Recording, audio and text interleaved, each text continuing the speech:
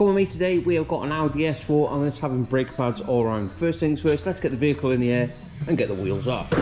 Now what we're going to be doing is we're going to be starting at the back end of the vehicle, so we need to rewind them electronic parking brake.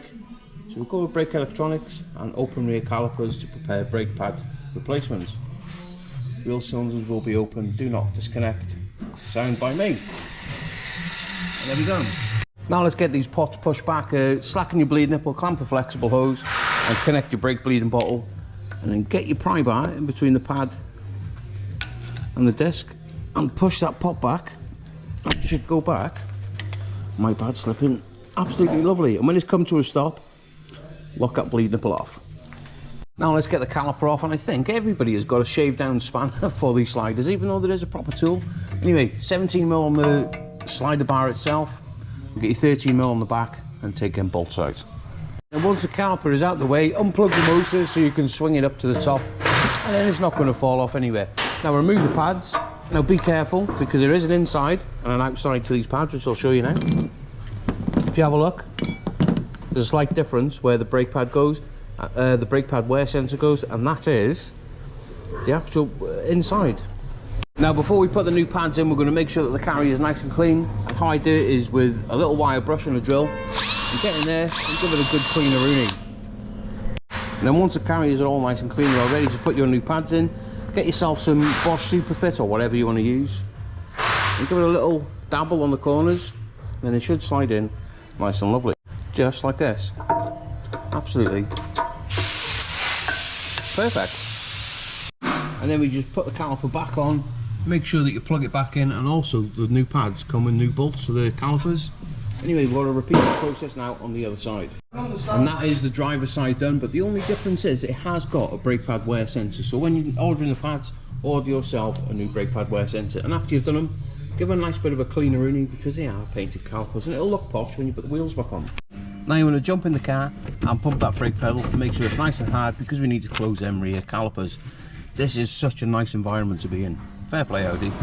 Now we're back onto the diag and we need to close them rear calipers.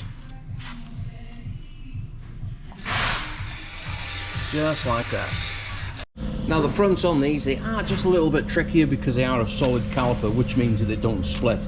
You do have to unbolt them off the back here with 2 bolts, and then we can just prise the pots back, bleed nipple open. You can just get a screwdriver in there and that'll just push them pots back lovely. Now be extra careful when you're removing them, because the brake pipe at the back, it is secured to a little bracket around the back here. I don't know if you can see, and you need to remove that horseshoe clip. And as you're pulling that caliper off, you need to sort of do this to wiggle it out. It's a right pain. Now once you've got that caliper off, get yourself your transmission jack, because you want to be careful with this caliper you're not bending or damaging any of the pipes.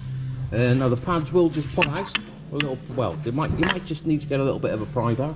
And also, once you've got them out, there is these little metal clips that go in the top and the bottom of the caliper.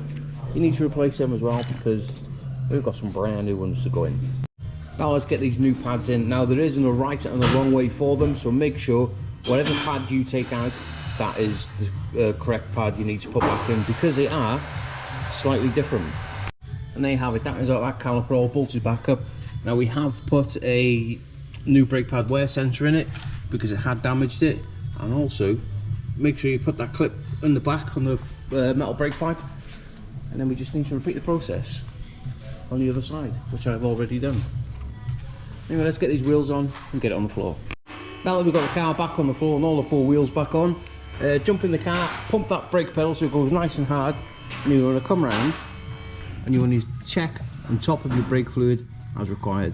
And then last but not least, we're going to be taking it for a little bit of a test drive and making sure that the brakes are working perfectly and they are pulling up nice and straight. Anyway, let's get back to the workshop. And there you have it, that is one brake pad replacement on an Audi S4 with a successful test drive, and I'm happy with it. We've got no warning lights on other than the petrol light. I can't do that one, that is just down to the customer. Anyway, let's get it sent.